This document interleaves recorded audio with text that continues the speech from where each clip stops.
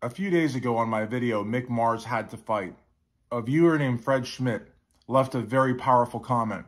It was short, but it was to the point. And in response, I said I would make this video. This is the comment. Fred wrote, "With his illness, he only has a short time to go before he dies. They should have just left things alone." And something about that comment just really, like I said, it hit the nail on the head. Because, you know, Nikki and Vince and Tommy, they're talking about doing this till 2031. They're talking about a 50th year anniversary. They're talking about, you know, they're not talking about it. They already have John 5. They're in the studio. They're writing new music. They're talking about future stadium tours and, you know, maybe full-length albums and maybe more movies and more books. These guys have a lot of life left in them. You know what I mean? They want to keep touring. And they're also doing solo projects, and they're also doing writing stuff, and they're also like collaborating on other projects and maybe movies. And everybody talks about how Tommy's the new TMZ guy, how he's all over Hollywood. Meanwhile, Mick Mara's 41 years in the band and struggling every year, every day through it. Because he didn't want to let his bandmates down. He didn't want to let us down, the fans. And I'm not trying to be melodramatic, because anybody that's been to a cruise show can see that the man has to literally go through hell and back to put on the best rock and roll show possible. And imagine, I'm just saying, I don't know, but imagine if Fred is right. And Fred is probably right. I think Fred is right. I'm not a doctor, but I mean, from everything I've seen, and the deterioration of Mick's condition over the years and his ironclad will to live and to perform on stage, you know, this guy, you know, if it was any other guy and he just retired and succumbed to a life of retirement, maybe could live another 10, 20 years, maybe more. But all of that Mick has done, I mean, we would be fools to say that it didn't take years off of his life.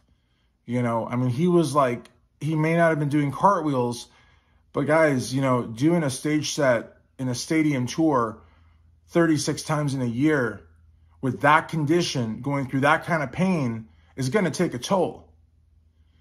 And had these bums, because I'm starting to get really mad at the crew. Like you know, guys, I have been a crew head since 1992, 93. Now, granted, I got into the crew in the tail end of their fame, but I was every bit a crew head as the people that found them in 81. And maybe more so, because I was banging my head to Motley Crue in high school. And in the 90s, not a lot of high schoolers were banging their heads to Motley Crue. But I loved the band, and I had Metal Edge pictures all over my walls. And I've got the pictures to prove it. And I was going to the shows, and I was buying the merchandise at a time when it was not cool to do so. So I'm not a bandwagon fan by any means. And I freaking idolized Nikki Sixx. I bought a bass because I wanted to play like Nikki Sixx. I bought the bass. I didn't know much about music. Within a month or two, I was bored to tears because I was learning an instrument that you don't play by yourself. It's an incredibly boring instrument to play by yourself. If you got a drummer next to you, hey, we're off to the races. You got a guitarist, it's pretty cool too. But you're playing bass by yourself, it's not the most inspiring instrument to play. But I wanted to play like Nikki, and I dreamt of having a Thunderbird bass, hence why, you know, I've got a Thunderbird bass logo for Sight Sounds Flavors, because of my support of Nikki Sixx. But now, seeing what those guys have done to Mick Mara's, initially I was upset, and now I'm getting angry, and now I'm getting angrier because Fred's comment didn't make me angry. It made me incredibly sad. But that sadness switched to anger almost at the drop of a hat, because I was sad because this guy's brothers, the people that he did not want to let down for more than 4 decades, not even like a year after, like literally like months or weeks to the day of saying that he was always going to be a member of the band, they tried to diminish his interest by 80%. He had a 25% share. They said, here's 5. They diminished him by 80%. So imagine if Fred is right. Imagine if Mick's got a year or 2 or 3 or 4 or 5, even 5 years, let's say. 5 years goes like that. Let's say he has 5 years. And let's say that he spends the last 5 years of his life fighting Motley Crue in court, fighting the likes of Alan Kovac in social media, having to defend himself from having, waning guitar abilities, as some of these idiots in the crew have said, that he was making mistakes on chords, that he couldn't remember songs.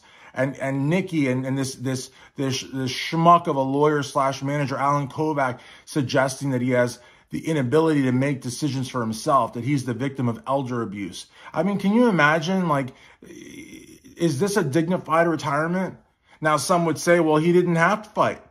He could have just bowed his head, tucked his tail between his legs, and taken whatever Motley Crue gave him. 5% of what? Because that's the other thing. He doesn't even know what the band is actually making. He's had to sue them just to get them to open their books, because maybe they're giving him 5% of 60% of what they're making. You know what you call that, right? You call that a robbery.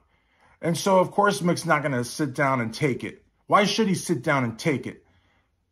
But going back to Fred's comment, what if these are the last years of his life? What if he's got 5 years left? What if he's got 3 years left? And what if he spends them defending himself in social media and battling it out in court just to get what he should have gotten, what they said he was going to get 3 months before they dropped the axe on him after hiring John 5, and embarking on the next 10 years of Motley, making records and touring and doing press? Who cares about Mick? This is the new crew. You know what I mean? This is the new crew, really? You guys are jerks. Jerks. And this isn't going to blow over, guys. This isn't going to blow over, because there's some people in the Motley camp, maybe like someone named Frank Ferrana, that thinks in a few weeks, they're going to forget about Mick Mars. In a few weeks, we're going to get back to the new crew, as Vince Neil said. There you go, Vince. You fat slob. You can't sing a note worth of shit. I'm telling you, I'm getting really, really angry.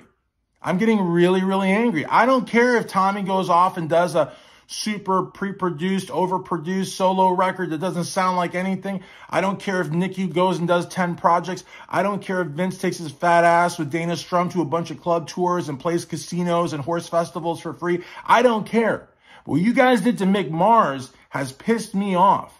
And Fred's comment really resonates with me, because if this is the last of Mick's life, the last years of his life, and you put him through this, you greedy motherfuckers, I have no sympathy for you. I actually really am getting really, really angry. Really, really, not figuratively. I'm getting literally very, very, very angry. And like I said, you're not supposed to curse on YouTube videos. They don't like that. I'm sorry. I'm not trying to make a video to appease YouTube. I'm making a video that comes from my heart as a Motley Crue fan. I'm not trying to make money off this video. I'm not trying to go viral off this video. I'm trying to express myself as a fan of Motley Crue. And as a fan of Motley Crue, I am very, very pissed off at Motley Crue. I am disgusted by Motley Crue. And Alan Kovac, shut your mouth about Mick Mars. Shut your mouth. And I wish Mick Mars' lawyer sues you, because what you're saying is tantamount to legal malfeasance. It's tantamount. You said elder abuse. I mean, you're a jerk to say that Mick Mars cannot make his own decisions, that he lacks the cognitive ability to decide for himself and to decide the course of his legal track against Motley. You're a jerk. You are a jerk. You're a pencil pusher and a jerk, a money-grubbing manager and a jerk. The common denominator here, Alan, is that you are a jerk, okay? So, guys, I'm really upset. Like I said, this comment, really honestly, made me very sad when I read it, very sad when I reflected on it, and almost immediately made me very angry. And as you can tell, I'm clenching my fists. I am very, very angry, and this is not going to blow over, guys. Real Motley Crue fans. Now, maybe the bandwagon fans are going to applaud and celebrate for that guitar player that holds his guitar above his belly button like an idiot jazz player. This is Motley Crue, okay, bro? This isn't Marilyn Manson. This isn't Rob Zombie. You're not playing for Rob Halford. This is Motley effing Crue. What? A fucking Crue, okay? You're a weirdo, okay? But at least try to pretend like you're in Motley Crue, okay? Bring your guitar down and start playing like a heavy metal guitarist from Hollywood, okay? This isn't like Spinal Tap or something. Or actually, Spinal Tap would be an improvement. This guy is weird. Now, I don't dislike you, John. I really don't. I don't think you belong in Motley, honestly. I don't dislike you. You're not a bad guy. But look, man, You are there replacing a legend. You are not a legend. You didn't start the Rob Zombie band. You didn't start Marilyn Manson. You certainly didn't start Motley Crue. You're a fill-in guitarist. You're somebody that can play a good guitar, but you've never started a band. You've never cut your teeth. You've never paid your dues. You've always come in after it's all said and done, okay? So you don't get a lot of respect in a video about Mick Mara. I'm sorry, and it's nothing personal against you.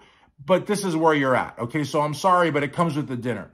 But the reality of the matter is that the real fans are very angry with Motley Crue. And unless they make it right, we're going to continue to be angry with Motley Crue. And even if you make it right, you've already put Mick through the ringer. You've already made a very private person have to defend himself in public, which is something he doesn't like to do. We all know he doesn't like to do it, but you've done it at a time when he is really ready for retirement, when he has suffered so much for you and carried you. And he has carried you because it's widely known Nikki can't play bass worth a crap. It's been known since they started. Everybody has said it. Former bandmates, former managers, former producers, they've all said the guy is lousy at bass. He can write a great song, but he doesn't know how to read music, much less play his instrument. And Tommy Lee, we all saw the videos that went viral where the drums were playing before he got there. And Vince has sounded like a windbag for years, an out-of-shape windbag. I've seen him live. He sounds like crap. So again, I mean, these guys have no business talking about Mick Mara, and he's the only one in the band that's talented. He's the only one in the band that's talented, handling rhythm and lead guitars simultaneously for 41 years. So even if they make things right now, look what they've done to him thus far. There's no excuse for that. I think that they truly have lost a lot of fans as a result of this. I really think they have. And I sometimes think they don't care. But what they do care about is money. That they care about, obviously. Look what they did to their brother of 41 years over money. They care about money, you know? And that's why Nikki gets so butthurt when people call him out on those bullshit heroin diaries. No junkie sits in a closet with a diary and writes. It's hard enough staying awake from dozing off. They're not going to be in there writing a memoir while they're high on junk, okay? And that's why Nikki hates John, because John said that he doesn't know any heroin addicts that wrote books. He didn't say that, and Nikki went nuts over that. All they care about is money. That's all they care about. It's a motley, greedy crew. That's all they care about. So they may not care about losing the fans, but they sure as heck worry about losing the fans' money. And I think they've lost a lot of money because of what they did to Mick Mara. And kudos to Mick for standing up for himself because, it was now or never.